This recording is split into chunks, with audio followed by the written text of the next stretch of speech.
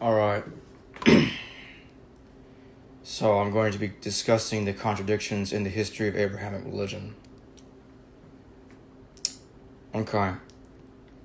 Now, the big issue is, you know how they talk about that the Hebrew scriptures come first, right?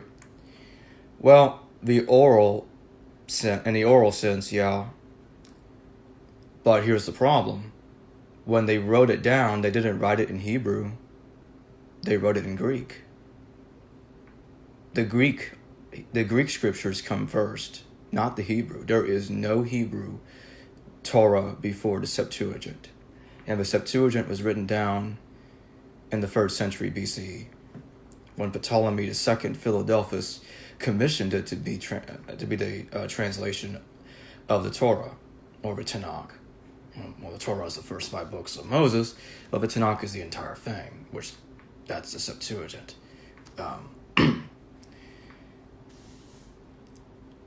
And that's the problem.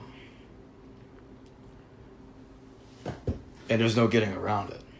You know, some scholars, I think they call it the Ur text. I think it's, if I remember correctly, something about a unified scriptural manuscript, or perhaps even a complete Paleo-Hebrew Tanakh, which they never found it. There's no evidence that this ever existed. And I think, if I remember correctly, some of them even admitted that it may have never have been written down.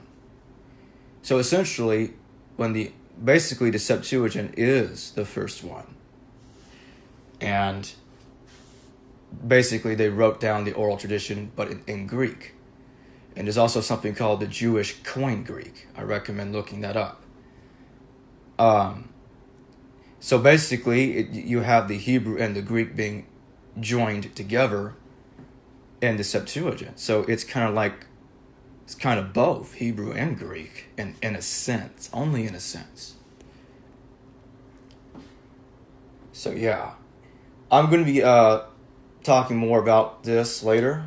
I'm going to be comparing texts from the Septuagint and the Dead Sea Scrolls. And what's going on here is that the Septuagint, or I should say the Dead Sea Scrolls, actually has more similarities to the Septuagint than it does to the Masoretic text, which is much younger than the Dead Sea Scrolls. And the Septuagint is older than the Dead Sea Scrolls. There's just no getting around it.